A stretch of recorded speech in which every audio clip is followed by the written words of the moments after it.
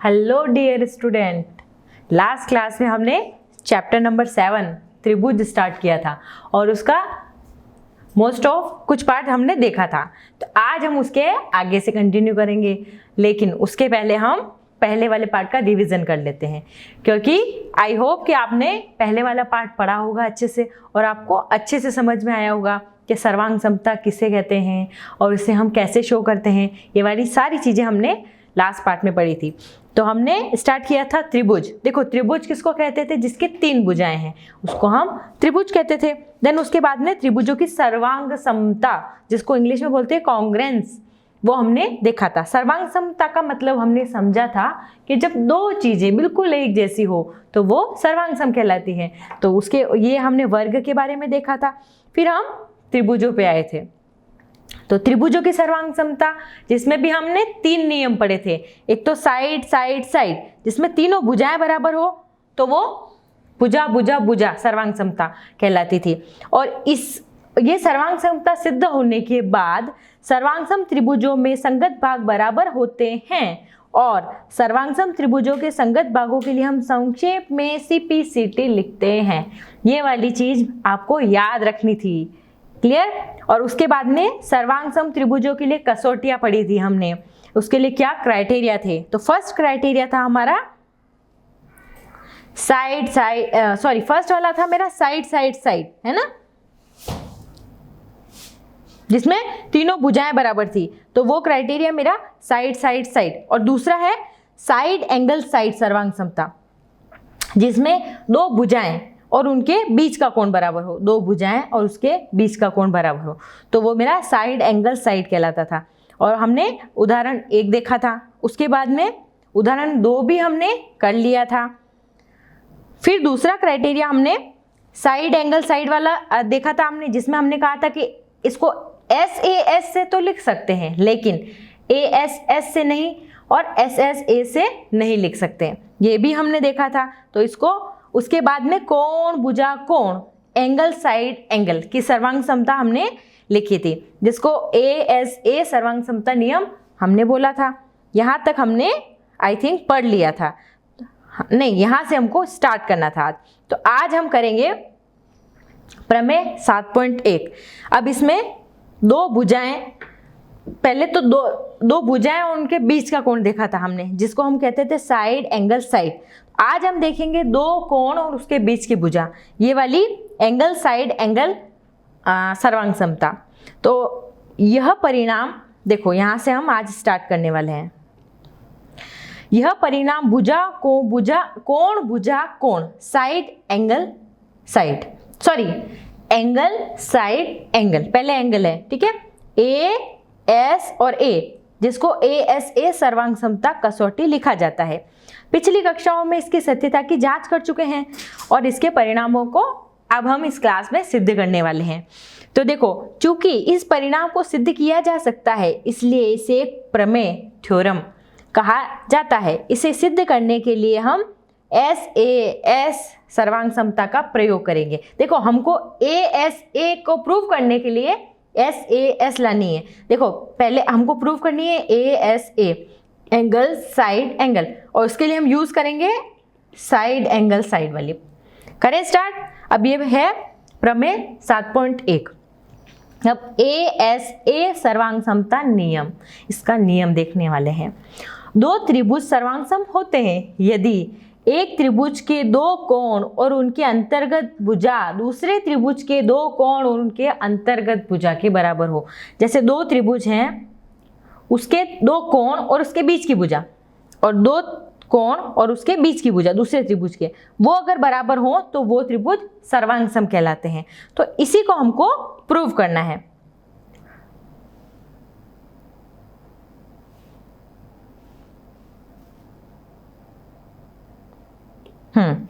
तो सबसे पहले हमें 2 त्रिभुज ABC और DEF दिए हैं, जिनमें कोण B E के बराबर है, कोण C F के बराबर है और BC EF के बराबर है। तो हमें यह सिद्ध करना है कि त्रिभुज ABC सर्वांग सम है त्रिभुज DEF के।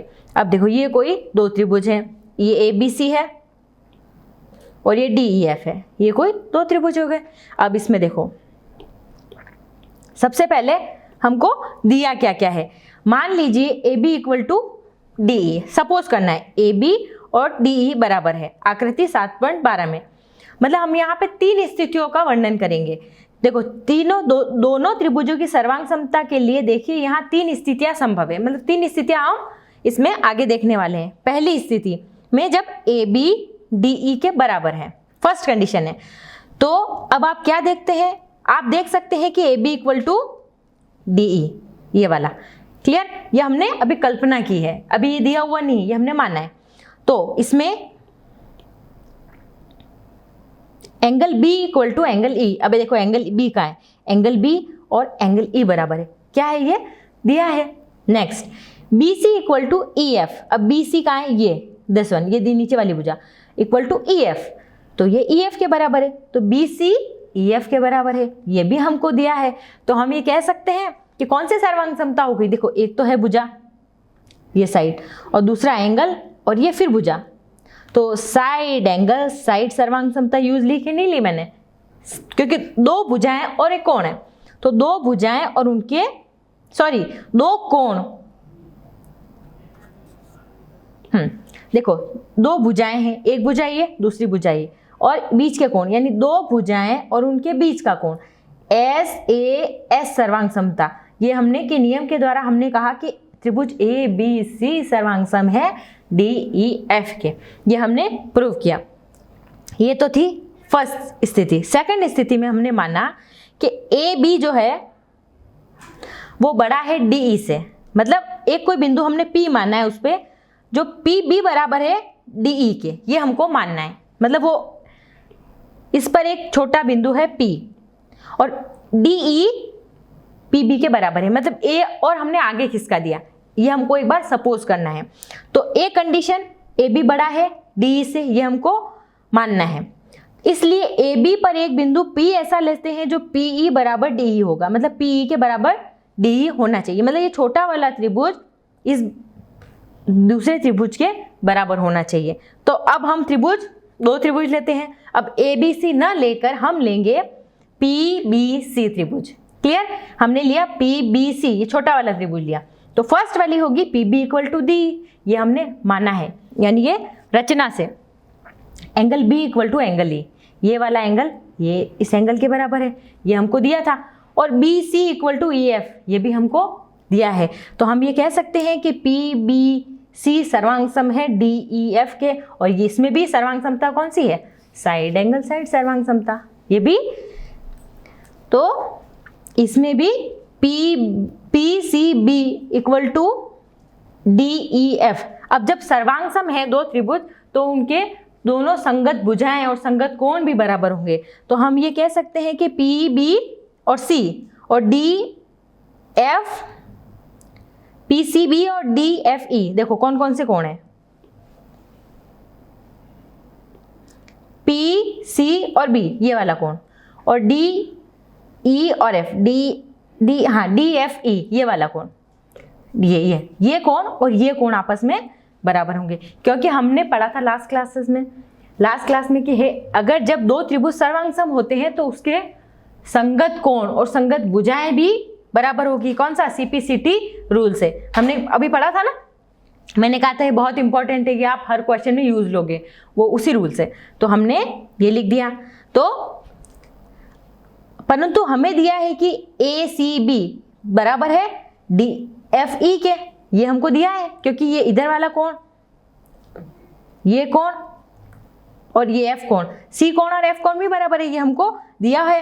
तो ACB इक्वल टू PCB के बराबर होगा, यानी जो हमने वो इमेजिनरी लाइन मानी है ना, जो एक कोई बिंदु P माना था, वो इसी के ऊपर होगा, वो कोई आगे या पीछे नहीं होगा, यानी वो P A के ऊपर ही के साथ संपाती है। यह तभी संभव है जब P बिंदु A के साथ संपाती है। तो हम ये लिख सकते हैं BA इक्वल टू ED, और त्रिभुज ABC सर्वांग सम है त्रिभुज DEF के, ये SAS सर्वांग समता सिद्धांत से।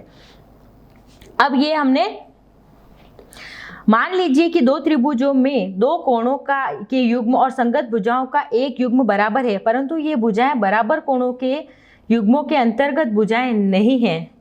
क्या ये त्रिभुज अभी भी सर्वांगसम है? आप देखेंगे कि ये त्रिभुज सर्वांगसम है। और आप इसका कारण बता सकते हैं क्या? आप बताओ, कारण बता सकते हो कि मतलब दो कोणों के युग्म और संगत भुजाओं का एक युग्म बराबर है, परंतु ये भुजाएं बराबर कोणों के युग्मों के अंतर्गत नहीं हैं, पर फिर भी वो बराबर है।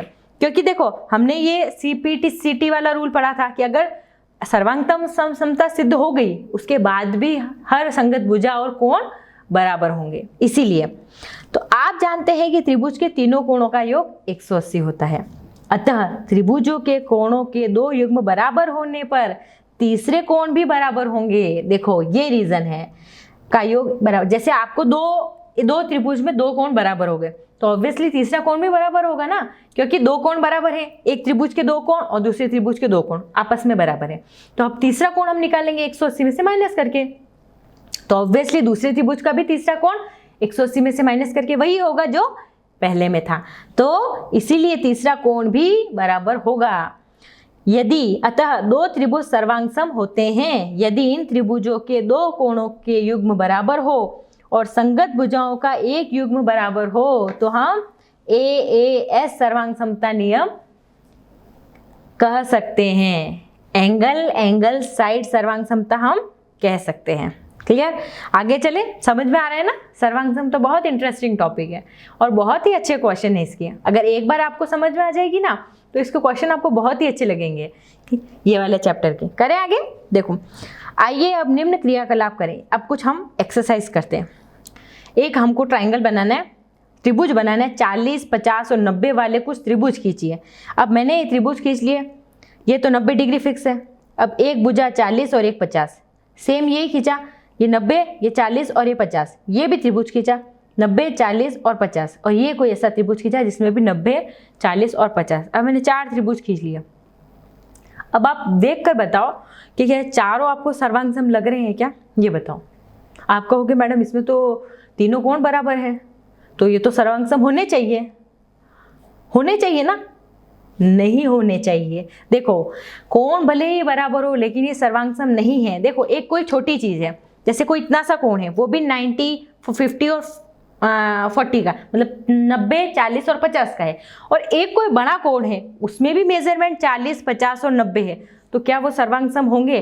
देखो, एंगल के कोणों के मान तो बराबर हैं तीनों उसके, तो आप कहेंगे बिल्कुल उसके जैसा ही ये तो, बट वो छोटा है और वो बड़ा है, तो वो सर्वांगसम नहीं हो सकते। तो देखिए कि त्रिभुज सर्वांगसम हो भी सकते हैं और नहीं भी हो सकते हैं। अतः देखो, इन तीनों त्रिभुजों की समता त्रिभुजों की सर्वांगसमता के लिए पर्याप्त नहीं है। ये इनसफिशिएंट डाटा है। इसमें अपन को एक भुजा की और माप चाहिए या कुछ और ऐसी क्वांटिटी चाहिए जिससे हम आगे और बोल सकते हैं कि ये सर्वांगसम है कि नहीं। इसीलिए त्रिभुजों की सर्वांगसमता के लिए 3 बराबर भागों में से एक बराबर भाग भुजा अवश्य होनी चाहिए। हाँ, इसमें एक भुजा और अवश्य होनी चाहिए, जिससे हमको पता चल जाए कि हाँ ये 5 सेंटीमीटर है या 4 सेंटीमीटर है, तो हम एक पता लगने पे हम दूसरे और मेजरमेंट फिर इक्वल हो जाएंगे। लेकिन अगर इसमें एक भी भुजा नहीं दे रखी है, एक भी साइड नहीं है, तो तब तक हम नहीं कह सकते कि ये सर्वांगसम है। क्लियर? समझ में आया ना? चले आगे। अब देखो, उदाहरण नंबर 3 देखते हैं। अब रेखाखंड AB एक अन्य रेखाखंड CD के समांतर है। हाँ, इसमें AOB और DOC ये O रेखाखंड BC का मध्य बिंदु है। ये हमको प्रूव करना है।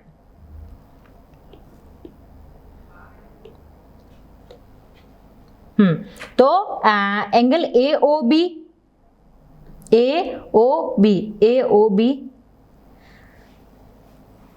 Equal to DCO ABO। Yes, अब देखो, सबसे पहले इसने क्वेश्चन में हिंट दे रखा है कि हाँ कि एक तो AB और CD समांतर रेखा है, ये दोनों समांतर है। तो अब जब समांतर पे है तो Z पर बने कोण इक्वल होंगे, तो यानी ये कोण इस कोण के बराबर और ये कोण इस कोण के बराबर होगा। तो हम ये लिख सकते हैं कि ABO इक्वल टू DCO। त्रिभुज के कोण के बराबर होगा। तो यानी ये एंगल बी सी के बराबर होगा और A O B equal to D O C. अब देखो ये कोण बराबर होगा कि नहीं होगा, क्योंकि ये शीर्षाभिमुख कोण है, तो ये हम DOC के बराबर लिख सकते हैं। और OA इक्वल टू OD, अब देखो OA इक्वल टू OD है, क्योंकि दोनों इक्वल ये हमको गिवन है। ये देखो क्वेश्चन में दिया ना कि AO इक्वल टू, हाँ, ओ रेखाखंड BC का मध्य बिंदु है, तो ये हमने OA इक्वल टू OD, नहीं ये हमको ये दिया हुआ है ओ रेखाखंड AD का मध्य बिंदु है, इसका मतलब OA इक्वल टू OD होगा। तो हम कह सकते हैं कि त्रिभुज AOB सर्वांग सम है DOC के। यस, देन सेकंड हमको प्रूव करना है कि O रेखाखंड BC का मध्य बिंदु है। अब जो O है वो रेखाखंड BC का मध्य बिंदु है, इस रेखा का मध्य बिंदु है। तो जब ये दोनों सर्वांग सम प्रूव हो गए तो उसके दूसरे समस्त भाग भी बराबर होंगे। तो OB इक्वल टू OC, कौन सा रूल, CPCT, ये CPCT वाला रूल था ना, तो हम डायरेक्ट अब मेंशन कर देंगे। अब हमको याद करने की जरूरत नहीं है कि वो रूल क्या था, बस सर्वांग सम प्रूव होते ही हम डायरेक्ट वो मेंशन कर सकते हैं कि by the rule of CPCT O रेखाखंड BC का मध्य बिंदु है। क्लियर, समझ में आ गया उदाहरण। सबसे पहले देखो इसमें क्या क्या गिवन था वो लिखना है, उसके बाद में फर्स्ट हमको प्रूव करना है AOB सर्वांग सम है DOC के और OBC का मध्य बिंदु है। तो देखो सबसे पहले हमको दोनों त्रिभुजों को सर्वांग सम सिद्ध करना है। तो उसके लिए हमको तीन चीजें पता होनी चाहिए, या तो दो भुजाएं पता हो, एक कोण पता हो, तीनों भुजाएं पता हो, या फिर दो भुजाएं एक कोण या दो कोण एक भुजाएं, इसमें से कोई भी चीज हमको पता हो तो हम सर्वांग समता सिद्ध कर सकते हैं। तो हमको इसमें क्या क्या पता है, दो तो कोण हो गए और एक भुजा हो गई, तो कौन सी सर्वांग समता हो गई, एंगल और साइड, ये वाली दो त्रिभुज, दो कोण और भुजा, ये वाली सर्वांग समता हमने सिद्ध कर दी। तो बस ये AAS सर्वांग समता प्रूव हो गई। उसके बाद में हम बाय द CPCT रूल से हम कह सकते हैं कि OBC का मध्य बिंदु है। बस क्लियर। यस, तो अब हम करें आज प्रश्नावली 7.1, उसके आज क्वेश्चन देखेंगे। देखो बहुत ही अच्छे क्वेश्चन है और आपको बहुत अच्छे से समझ में आने वाले हैं आज, देखना। करें स्टार्ट। फर्स्ट क्वेश्चन, ये चतुर्भुज ACBD, अब देखो ACB और D, ये कोई मेरा चतुर्भुज है। अब इसमें देखो क्या क्या दिया है, पहले हम ये देखते हैं। क्वेश्चन को आपको बहुत ध्यान से पढ़ना है। यही क्वेश्चन सही करने का सबसे अच्छा तरीका है कि पहले सबसे क्वेश्चन 2 बार पढ़ो ध्यान से, फिर आप सॉल्व करने बैठो। अपन क्या करते, जल्दी जल्दी में गलत पढ़ लिया या कोई डेटा आपने मिस कर दिया तो फिर अपना क्वेश्चन गलत हो जाएगा। तो अच्छा तरीका है आप एक आधा मिनट और एक्स्ट्रा देके उस क्वेश्चन को पढ़ो एक बार। तो ABCD में AC जो है वो AD के बराबर है, ये दोनों भुजाएं बराबर है। और जो AB कोण को, ये पूरा कोण AB कोण A को समद्विभाजित करती है। अब AB ये रही, अब ये A को समद्विभाजित करिए, मतलब ये दो बराबर पार्ट में बांट रही है, ये जो है ना ये दो इक्वल पार्ट में उसको समद्विभाजित कर रही है। तो अब हमको दर्शाना है कि कोण ABC सर्वांग सम है कोण ABD के। अब देखो दोनों त्रिभुज कहाँ है, पहले तो आप एक आपके माइंड में पिक्चर बना लो कि त्रिभुज है कहाँ, AB और C, ये ऊपर वाला, और ABD नीचे वाला, दो त्रिभुजों की मैं बात कर रही हूँ। अब मुझे ये सिद्ध करना है कि ABC सर्वांग सम है ABD के, और ABC इक्वल टू BD के बारे में आप क्या कह सकते हैं, और ये भी हमको बताना है। करें स्टार्ट। यस, सबसे पहले तो आप डायग्राम बनाओ, उसके बाद में स्टेप बाय स्टेप लिखना स्टार्ट करते हैं। सबसे पहले गिवन क्या क्या है, सबसे पहले इसमें गिवन है AC AD के बराबर है, और दूसरी चीज दे रखी है कि AB जो भुजा है ना वो कोण A का मध्य बिंदु है। तो करें स्टार्ट। यस, ये मेरी कोई वही वाला डायग्राम है, ACBD, ये इसमें गिवन है, मैंने लिख लिया।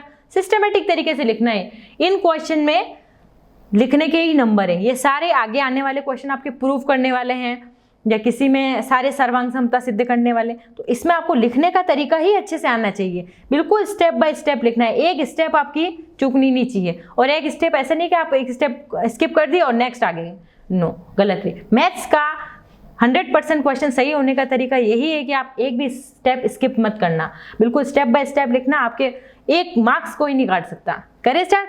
यस, तो हमने दो त्रिभुज लिए ए बी सी और ए बी डी ले लिया हमने, एक ऊपर वाला एक नीचे वाला। अब देखते जाते हैं। ए सी इक्वल टू ए डी, कैसे? ए सी इक्वल टू ए डी कैसे बताया आपने, बताओ? क्वेश्चन में गिवन है, देखो ए सी इक्वल टू ए डी है कि नहीं है, तो बस हमको कुछ नहीं करना है, अंदर लिखना है, ब्रैकेट में दिया है क्वेश्चन में। कोण ए सी ए बी और कोण डी ए बी के बराबर है। अब क्यों? ये कोण इस कोण के बराबर है, क्यों?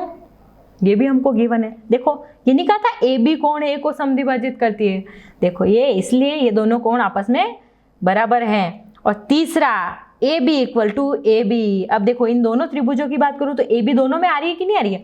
ऊपर वाले कोण में भी आ रही है और नीचे वाले कोण में भी आ रही है, तो है कि नहीं उभयनिष्ठ? तो तीसरा कारण मैंने लिखा कि A B equal to A B. और मुझे किसी भी त्रिभुज की सर्वांग समता सिद्ध करने के लिए सिर्फ 3 कारण चाहिए, 3 रीजन मुझे पता चल जाए तो ये त्रिभुज सर्वांग सम सिद्ध हो जाए। हो गया ना? तो बस देखो पहली वाली थी भुजा, तो इसको मैं लिख सकती हूँ एस, दूसरा था मेरा कोण, इसको मैंने ए, और तीसरी भुजा, तो कौन सी सर्वांग समता हो गई? एस ए एस सर्वांग समता से।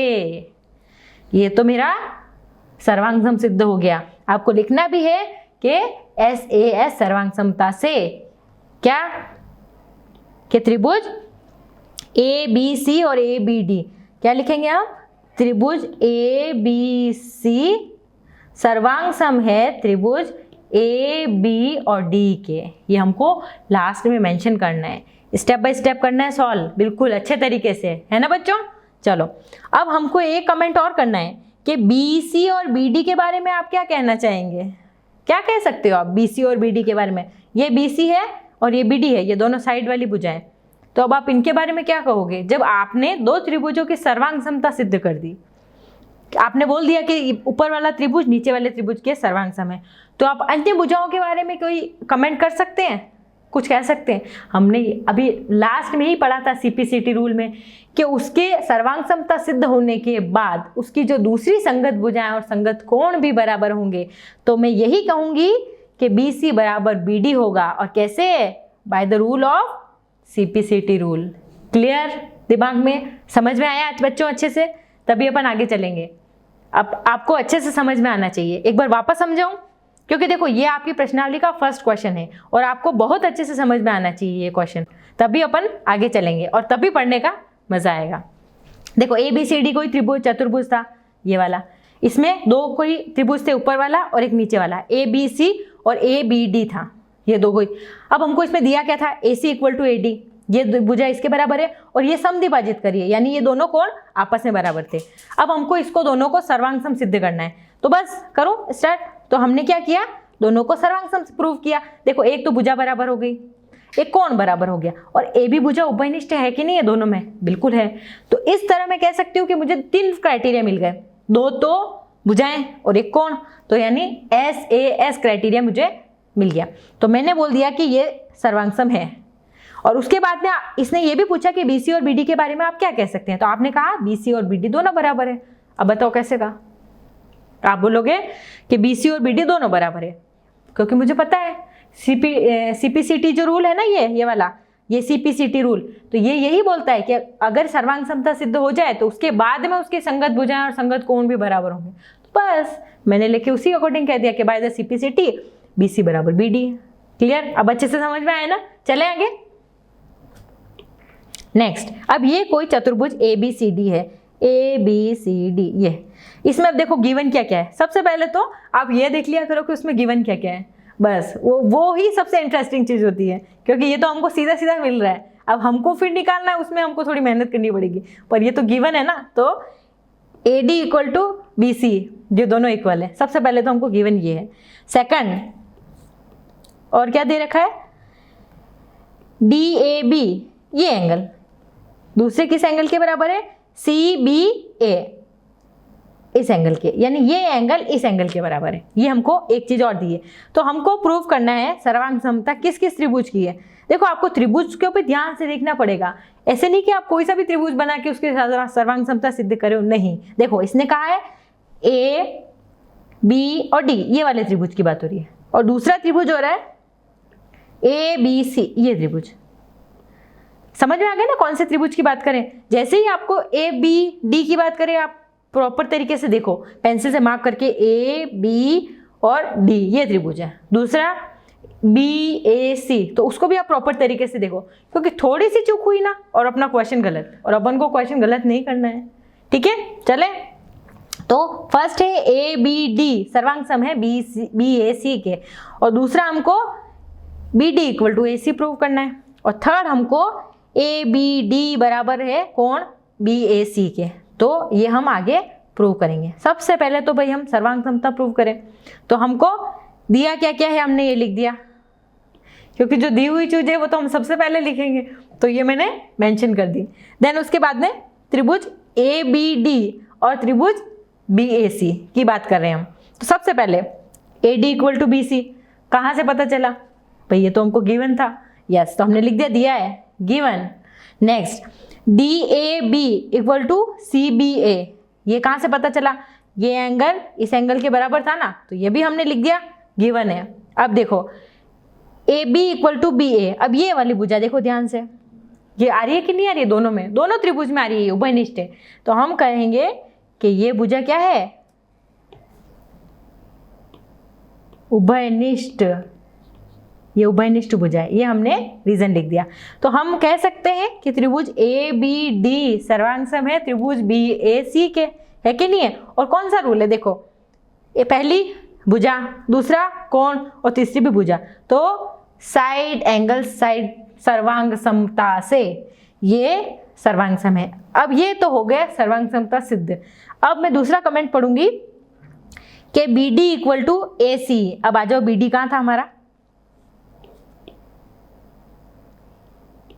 ये था मेरा वेयर इज बी डी, ये बी डी, और ए सी मेरा ये वाला, मतलब एक तो ये भुजा और एक इस भुजा के बारे में आप क्या कहेंगे। अब जब मैंने दोनों त्रिभुजों की सर्वांग समता सिद्ध कर दी, तो उसकी दूसरी संगत भुजाएं कौन भी बराबर होंगे, वो कैसे पता मुझे, बाय द सीपीसीटी रूल। इसीलिए तो मैंने कहा था ये आप बिल्कुल अच्छे से लर्न करना, ये बहुत काम आने वाली है, क्योंकि आपको जैसे ही कोई प्रूव करना हो तो आप डायरेक्ट लिख देना by the CPCT rule. Clear. तो फिर हमने हिंदी में भी लिखा है कि सर्वांग सम त्रिभुजों में संगत भाग बराबर होते हैं, तो हमने ये लिख दिया B D equal to A C होगा, क्यों, by the simplicity rule. Clear. Next A B D equal to B A C होना चाहिए। अब कैसे, बाय द सिम्प्लिसिटी रूल। अब देखो हमने सारी चीजें सिम्प्लिसिटी के ऊपर डाल दी कि भाई आप जानो, है ना। तो इसीलिए तो मैंने बोल रही थी बहुत इंपॉर्टेंट चीजें, हमको सर्वांग समता सिद्ध करनी है और उसके बाद में हमको डायरेक्ट लिख देना है कि बाय द सिम्प्लिसिटी रूल। तो उससे ये कोण इस कोण के बराबर हो गया, angle A B D B A C के बराबर है। बस करें नेक्स्ट क्वेश्चन, करो। ये है थर्ड क्वेश्चन। अच्छे से आ रहा है ना समझ में बच्चों, है ना। अभी तो 2 क्वेश्चन हुए हैं अपने और बहुत अच्छे से समझ में आएगा बच्चों। चले आगे थर्ड क्वेश्चन पे। देखो एक रेखाखंड ए बी पर ए डी और बी सी 2 बराबर लंब रेखाखंड है। अब ये कोई रेखा मेरी ए बी है, ये देखो इस पे एक तो ए डी ये और एक बी सी, ये दोनों बराबर लंब रेखाखंड है। दिख रहे हैं, लंब रेखाखंड मतलब 90 डिग्री। आपके दिमाग में आ जाना चाहिए लंब रेखाखंड यानी 90 डिग्री होता है। तो हमको ये दर्शाना है कि सी डी, अब देखो सी डी का है, सी और डी, ये C D Rekha A B को समद्विभाजित करती है, यानी ए बी को समद्विभाजित यानी O B equal to O A होना चाहिए, यानी ये सारे पार्ट बराबर होने चाहिए, तो ही ये समद्विभाजित का मतलब होता है 2 बराबर भाग में बांटना। तो वो हमको प्रूव करना है। और देखो बच्चों मैं पॉइंट आउट करके इसीलिए अच्छे से बताती हूँ ताकि आपको भी पता चल जाए कि सी डी कहाँ है, ए बी कहाँ है, और आपको भी इसी तरीके से क्वेश्चन में देखना है, तभी आपका क्वेश्चन सही होगा। क्योंकि ये वाले क्वेश्चन डायरेक्ट आप बिना देखे या डायरेक्ट सॉल्व करने में नहीं बैठ सकते। तो स्टार्ट करें। तो हमको ये 2 कंडीशन दे रखी है लंब की और एक ये भुजा इस भुजा के बराबर है। अब करें स्टार्ट। देखो इसमें और भी इंटरेस्टिंग चीजें आने वाली है। तो हमने कौन से त्रिभुज ले लिए, ए ओ डी ये वाला, और दूसरा बी ओ सी, ये 2 त्रिभुज ले लिए, ये पहला और ये दूसरा। अब हमको इसी को एक बार सर्वांग सम सिद्ध करें। तो सबसे पहले angle A equal to angle B. देखो एंगल ए का है ये और एंगल बी का है ये। कैसे था, हमने एक चीज बोली थी ना कि ए बी पर लंब है डी ए और बी सी, लंब था ना। बिल्कुल था। तो हमने क्या बोल दिया, ये क्या है 90 डिग्री। दूसरा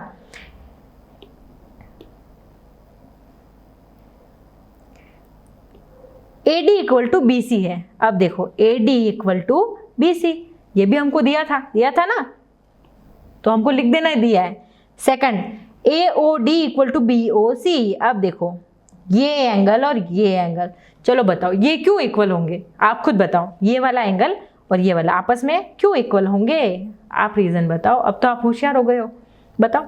देखो हमने अभी लास्ट चैप्टर में भी पढ़ा है और छोटी क्लासेस में भी पढ़ा है, जब दो रेखाएं एक दूसरे को प्रतिच्छेदित करती है तो आमने सामने वाले कोण शीर्षाभिमुख कोण सदैव बराबर होते हैं। तो अब देखो ये शीर्षाभिमुख कोण है कि नहीं है, बिल्कुल है। तो फिर ये दोनों हो गए बराबर, तो बस हमको क्या 3 चीजें चाहिए थी, 2 आ गए कोण और 1 भुजा आ गई। तो हम लिख सकते हैं ना कि ये त्रिभुज सर्वांगसम होंगे। तो इसमें क्या हो गए, 2 तो कोण, 1 कोण 2 कोण, यस। तो 2 तो एंगल, तो एंगल और साइड ये सर्वांग समता हो गई। तो उस अकॉर्डिंग त्रिभुज AOD सर्वांग सम है त्रिभुज BOC के। क्लियर, ये मुझे लिखना है। तो ये सर्वांग समता सिद्ध हो गई। अब सेकंड इसने क्या पूछी थी एक चीज, हाँ हमको सर्वांग समता सिद्ध नहीं करनी है, हमको ये बताना है कि जो CD है वो AB को समद्विभाजित करता है। तो OA equal to OB by the CPCT rule. अब OA OB के बराबर है, OA OB के बराबर है, क्योंकि हम दोनों त्रिभुज को सर्वांग सम सिद्ध कर दिया तो OA और OB भी बराबर हो गई, तो बाय द CPCT रूल। तो इससे पता चल गया कि CD बाइसेक्ट AB, यानी CD AB को समद्विभाजित करता है। यानी जब 2 बराबर भाग हैं तो यानी वो जो जहां से कट कर रहा है वो उसका बीच वाला पार्ट ही है, तभी तो वो बराबर पार्ट में बांट रहा है। जैसे कोई ये AB है तो ये एक रेखा यहां से गुजर रही है, तो ये तभी बराबर होंगे जब वो उसके मध्य भाग से गुजरेगी। तो इसका मतलब CD AB को समद्विभाजित करता है। क्लियर, आगे करें चौथा क्वेश्चन। देखो L और M, अब देखो L और M कहाँ है। सबसे पहले तो आप जो भी क्वेश्चन में देखा है मतलब दिया हुआ है ना, तो आप उसकी R&D करो कि L कहाँ है, M कहाँ है, P कहाँ है, Q कहाँ है। आप भले 10 सेकंड 20 सेकंड उस क्वेश्चन को देखने में लगाओ, लेकिन अपना क्वेश्चन गलत नहीं होना चाहिए। उसको पढ़ने में आप ज़्यादा टाइम दे दो, 1 बार 2 बार पढ़ लो, लेकिन अपने गलती नहीं होनी चाहिए कहीं भी। एक तो L और एक M, ये 2 रेखाएं हैं, समांतर रेखाएं हैं।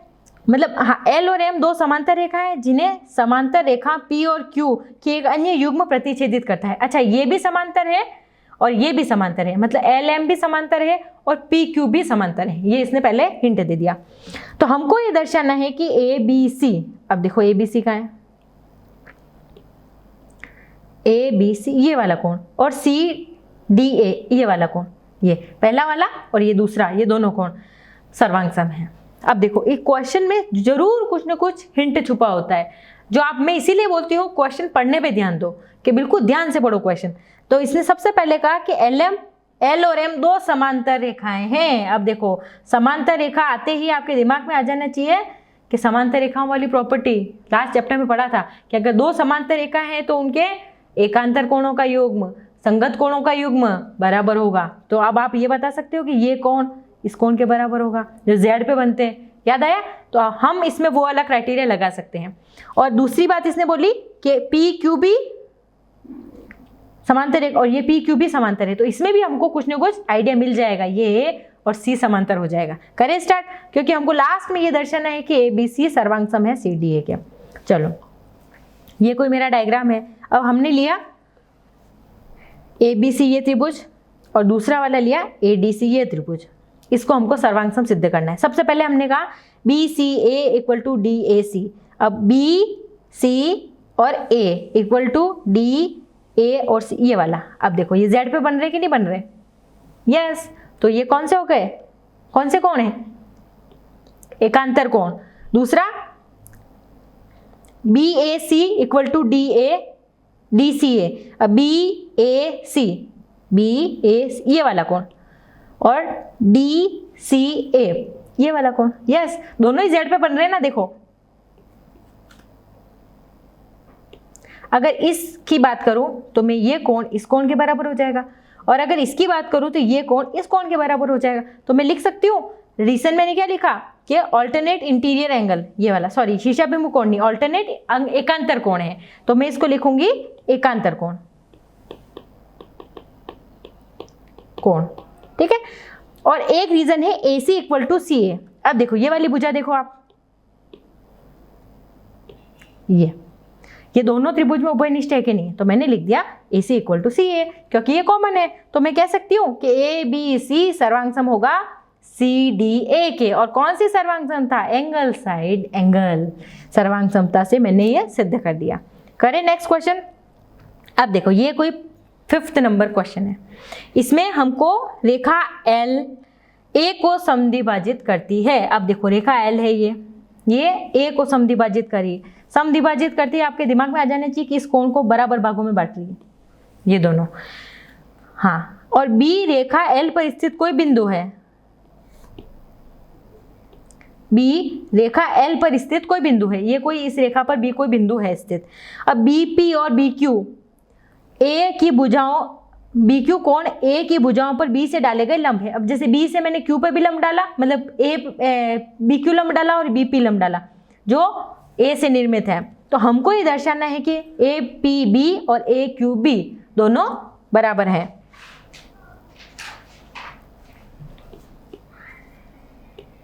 ठीक है, तो हमको ये दिखाना है, फर्स्ट हमको दिखाना है ABP और AQB सर्वांग सम है। अब ABP ये नीचे वाला और दूसरा AQB ये ऊपर वाला, दोनों त्रिभुज को हमको सर्वांग सम सिद्ध करना है। और BP इक्वल टू BQ है, ये वाली भुजा इस भुजा के बराबर है, अर्थात B कोण की भुजाओं का समदूरस्थ है। देखो जब हमने सर्वांग सम सिद्ध कर दिया ना दोनों को, तो फिर हम लिख सकते हैं कि बाय द CPCT रूल। तो सबसे पहले तो हमको सर्वांग सम सिद्ध करना है। करें स्टार्ट। यस, ये कोई मेरा डायग्राम है, इसमें मैंने दोनों त्रिभुज ले लिए APB और APQ में। अब एंगल P और Q 90 डिग्री है, क्योंकि वो उस पर लंब डाल रहा है ना, तो वो 90 डिग्री हो गया। अब AB इक्वल टू AB, देखो ये AB दोनों में उभयनिष्ठ है कि नहीं है। और एक और चीज, ये इसको बराबर भागों में काट रही है, लिखा है L, इसमें लिखा था ना कि कोण A को समद्विभाजित कर रही है, तो ये मेरा BAP और BAQ बराबर है, क्योंकि L जो मेरी बाइसेक्ट करी थी। तो मैं कह सकती हूँ कि APB सर्वांग सम है ABQ के, बिल्कुल होगा। और रूल कौन सा है इसमें? देखो पहला तो कोण था, और हाँ यानी पहला कोण एंगल, दूसरी भुजा और तीसरा कोण, यानी side angle side, sorry angle side angle property से मैंने सर्वांग सम सिद्ध कर दिया। तो अब मैं कह सकती हूँ कि BP इक्वल टू BQ है, क्योंकि by the rule of CPCT rule के द्वारा। तो B की दूरी बराबर है A से B, और ये BQ और BP दोनों बराबर होंगे। अब करें क्वेश्चन नंबर 6। चलो 6 क्वेश्चन, ये कोई मेरी आकृति 7.21 है, इसमें हमको क्या क्या गिवन है देखो। AC, हाँ AC, ये AC बराबर है AE के, ये इसके और इसके बराबर है, और AB बराबर है AD के। अब हमको ये दर्शाना है कि BAD, अब BA और D ये वाला कोण नहीं, हाँ ये भी बराबर है, एक और इन्फॉर्मेशन है, BAC के बराबर, ये ऊपर वाले के बराबर। तो यानी 3 चीजें तो हमको गिवन है। अब हमको ये दर्शाना है कि BC ये पूरा DE के बराबर है। तो देखो अब हम त्रिभुज इसी में बराबर प्रूव कर रहे थे छोटे वाले में, लेकिन हमको ये पूरी बड़ी भुजा बराबर इक्वल करनी है। तो एक काम मैं कर सकती हूँ, इस त्रिभुज को और इस वाले त्रिभुज को, दोनों त्रिभुज को अगर मैं सर्वांग सम सिद्ध कर दूं तो उसकी संगत भुजाएं भी सर्वांग सम हो जाएगी। तो करूं स्टार्ट। देखो सबसे पहले मैंने डायग्राम बनाया, उसके बाद में सबसे पहले गिवन क्या क्या है वो लिख दिया मैंने। AB इक्वल टू AD है, second AC equal to AE है, और third ABAD equal to DAC है। अब मैंने थोड़ी सी टेक्निक यूज करी, क्योंकि मुझे क्या पूरा त्रिभुज लेना है, तो मैंने क्या किया, दोनों तरफ DAC जोड़ दिया। अब देखो DAC क्या है, ये छोटा वाला एंगल है, ये DAC ये वाला। अब क्योंकि देखो मुझे छोटे वाले एंगल की इंफॉर्मेशन है, अब मुझे तो क्या पूरा एंगल चाहिए ACB वाला। तो अब मैं ये DAC को दोनों तरफ जोड़ दूं एक बार, थोड़ी सी मैंने अपना टेक्निक यूज करी। तो मैंने BAD में भी DAC जोड़ दिया और EAC में भी DAC जोड़ दिया, तो मेरा पूरा एंगल क्या हो गया, BAC और EAD, यानी ये पूरा बड़ा हो गया ये वाला। ये BAC, और इस सेकंड टाइम ये वाला पूरा बड़ा एंगल हो गया, तो इस एंगल के बराबर हो गया कि नहीं हो गया? यस। तो मैं ये बोल सकती हूँ, ये एक बार मैंने एक बार रख ली इक्वेशन, क्योंकि देखो अभी आगे काम आने वाली है। अब मैंने लिया एंगल ABC और ADE, AB और C, ये पूरा एंगल, बड़े वाले एंगल की बात कर रही हूँ मैं, ये लिया मैंने। तो इसमें AC इक्वल टू A ही है, ये मेरे को दिया हुआ है, और कोण BAC EAD के बराबर है। क्यों? अभी देखो ये मैंने प्रूफ किया था ना, ये वाला देखो, कोई भी एंगल जैसे 90 डिग्री है, उसमें आपने कोई भी, जैसे 20 इसमें भी जोड़ा और 20 इसमें भी जोड़ा, तो जब वो आपस में बराबर है तो उसमें कुछ भी जोड़ दो तो कोई फर्क पड़ेगा नहीं पड़ेगा। तो इसीलिए आपने दोनों तरफ अगर DAC जोड़ दिया था तो भी वो एंगल इक्वल होते। तो मैंने ये डायरेक्ट प्रॉपर्टी मेंशन कर दी कि BAC इक्वल टू EAD के बराबर है। तो और AB इक्वल टू AD है, तो ये AB इक्वल टू AD, ये दोनों बराबर है। ये हमको क्वेश्चन में गिवन था, तो बस ये कॉन्ग्रुएंस होंगे by the property of side angle side property से। तो इस अकॉर्डिंग मैं कह सकती हूँ कि BC बराबर होगा DE से bye the CPCT rule. Clear? चलें आगे 7th क्वेश्चन करते हैं। चलो देखो, ये कोई रेखाखंड है, इसमें P इसका मध्य बिंदु है, ये इसका मध्य बिंदु है। D और E रेखाखंड AB पर एक ही ओर स्थित बिंदु है। ये D और E कोई मेरे बिंदु है जो इसके रेखाखंड के एक ही ओर स्थित है। अब हमको BA और D, ये अब कौन कौन से बराबर है? ये कोण इस कोण के बराबर है, और ये अंदर वाला कोण इस कोण के बराबर है। तो हमको प्रूव करना है कि DAP EP DA और P सर्वांग सम है। हाँ, ये मतलब त्रिभुजों को सर्वांग सम प्रूव करना है, ये वाला DAP ये वाला, और दूसरा है मेरा ये EPB ये वाला त्रिभुज, इनको सर्वांग सम सिद्ध करना है। और AD इक्वल टू ये AD इक्वल टू B इस भुजा के, जब वो सर्वांग सम प्रूव हो जाएंगे तो ये भी हम कर सकते हैं। करें स्टार्ट? यस। देखो हमको गिवन क्या क्या है। सबसे फर्स्ट P जो है वो AB का मध्य बिंदु है, यानी AP इक्वल टू BP है, यानी ये नीचे वाली भुजा AP इक्वल टू BP है, ये हमको गिवन है। अब हमको फर्स्ट स्टार्ट करना है कि त्रिभुज ADAP और EPB में, हाँ, तो सबसे पहले EPA एंगल DPA BP के बराबर है। क्यों? देखो ये हमको गिवन है कि नहीं है, ये BP के बराबर है, फर्स्ट गिवन है। सेकंड, तो अब हम एक थोड़ा सा अपना टेक्निक यूज लेंगे, इसमें भी हमने DPE दोनों साइड जोड़ दिया। अब जैसे कोई भी एंगल है 50 डिग्री, अब उसमें आप 50 में इधर भी कुछ जोड़ते हो और इधर भी कुछ जोड़ते हो, सेम क्वांटिटी जोड़नी है। ऐसे नहीं कि आप इसमें 30 जोड़ रहे हो इसमें 20, नहीं। जैसे अगर 50 है तो उसमें 30 इधर भी जोड़ दिया आपने, और इधर 50 है इसमें भी 30 जोड़ दिया, तो दोनों इक्वल रहेंगे ना, तो यानी जो आंसर आएगा वो दोनों सेम आएंगे। तो बस दोनों में मैंने EPA और DPE इधर भी जोड़ा, और DPB था और उसमें DPE इधर भी जोड़ा, तो ये मेरा पूरा क्या बन गया? DPA, और इधर हो गया EPB, ये एंगल हो गए। अब ट्राइंगल DPA और EPB को देखूं मैं, तो अब इनकी सर्वांग समता सिद्ध करती हूँ। तो फर्स्ट वाला DPA EPB के बराबर है, कैसे? ये वाला भी मैंने प्रूव किया ना। सेकंड AP BP के बराबर है, क्यों? क्योंकि वो P जो है वो AB का मध्य बिंदु था ना, तो वो बाइसेक्ट कर रहा था, बिल्कुल समद्विभाजित कर रहा था, तो वो उसका मध्य बिंदु है। और एंगल BAD ABE के बराबर है, ये हमको दिया है। तो हम कह सकते हैं कि कौन सी सर्वांग समता से ये सर्वांग सम है? एंगल साइड एंगल, यानी दो कोण और उसके बीच की भुजा। और उसी के बाद हम कह सकते हैं कि AD इक्वल टू BE, क्यों? By the CPCT rule. देखो CPCT रूल फिर आप डायरेक्ट मेंशन कर सकते हो, एक बार सर्वांग समता सिद्ध हो गई तो उसके बाद में आप डायरेक्ट बोल सकते हो कि AD इक्वल टू BE, और वो हमने वो कैसे बोला? Bye the CPCT rule. Clear? चलो आगे 8th क्वेश्चन स्टार्ट करते हैं।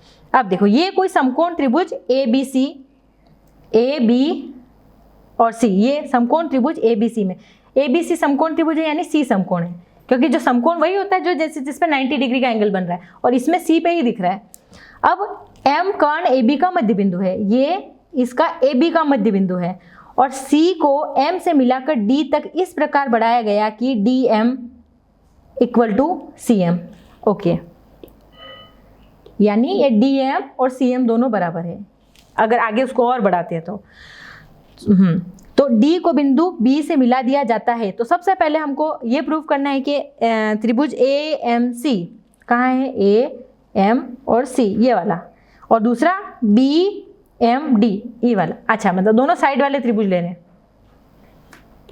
एक तो ये वाला और दूसरा ये वाला, ये दोनों सर्वांग सम है। दूसरा बी डी बी सी ये वाला, डी बी सी ये एंगल भी समकोण है कि नहीं है। तीसरा D B C, D B और सी ये बड़े वाले त्रिभुज, डी बी सी और A B A C B ये वाले, ये दोनों सर्वांग सम है कि नहीं। और चौथा C M is equal to half of A B, यानी सी एम कौन सा है, ये आधा पार्ट, और वो आधा है किसका, ए बी का। ये हमको 4 चीजें प्रूव करनी। करें स्टार्ट। ये देखो ये बच्चों थोड़े लेंथी क्वेश्चन है, तो इसमें हमको स्टेप बाय स्टेप बिल्कुल अच्छे तरीके से करेंगे हम। तो सबसे पहले हमने डायग्राम बनाया, उसके बाद में हमको जो गिवन है वो हमने लिख दिया। हमको सबसे पहले क्या, A M equal to B M given है, सेकंड सी जो है वो मेरा 90 डिग्री है ये गिवन है, और D M is equal to C M है। ठीक है, अब फर्स्ट पार्ट त्रिभुज ए एम सी और बी एम डी में सबसे पहले ए एम बी एम है, बिकॉज बी एम जो है वो इसका मध्य बिंदु है, तो उसको 2 बराबर भागों में बांट रहा है, तो ये मैंने रीजन लिख दिया कि एम मध्य बिंदु है। C M equal to D M ये हमको दिया है। तीसरा C M A equal to D M B, C M A देखो, अब देखो ये 2 भुजाएं आपस में एक दूसरे पर क्रॉस में काट रही है, और हमने ये लास्ट क्लासेस में और चैप्टर में पढ़ा है, और ये मैं बार बार बता रही हूँ कि जब 2 रेखाएं एक दूसरे को प्रतिच्छेदित करती है तो आमने सामने वाले शीर्षाभिमुख कोण सदैव बराबर होते हैं। तो मैं कह सकती हूँ ये कोण और ये कोण बराबर होंगे, बिल्कुल होंगे। तो ये मैंने रीजन लिख दिया कि वर्टिकल अपोजिट एंगल, जिसको हिंदी में बोलते हैं शीर्षाभिमुख कोण, तो मैं कह सकती हूँ कि ए एम सी सर्वांग सम है बी एम डी के, और कौन सा rule, side angle side rule से। अब हमको प्रूव करना है, सेकंड था कि डी बी सी एक समकोण है, ये हमको दिखाना है।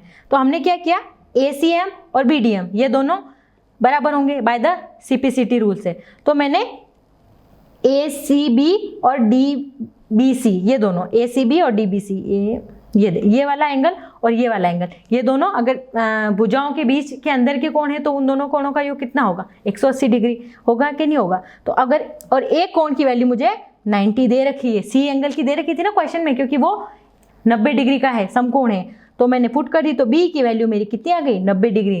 तो ये प्रूव हो गया कि angle D B C 90 degree है। करें थर्ड पार्ट। देखो अब हमको तीसरा पार्ट क्या था कि हमको डी बी सी और ए सी बी को सर्वांग सम सिद्ध करना है। चलो आ जाओ, डी बी सी और ए सी बी, जैसे ही जिस त्रिभुज की बात की जाए उसी त्रिभुज को लिख लो, और उसी के बारे में हम अब बात करेंगे। तो उसमें B C equal to C B है, क्योंकि वो कॉमन है दोनों में।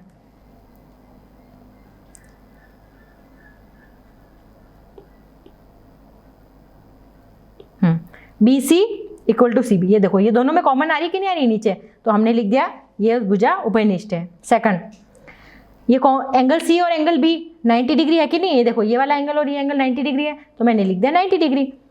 2 रीजन हो गए मेरे पास में। और D B equal to A सी कैसे, बाय द सीपीसीटी रूल। तो हम लिख सकते हैं कि त्रिभुज डी बी सी सर्वांग सम है ए सी बी के।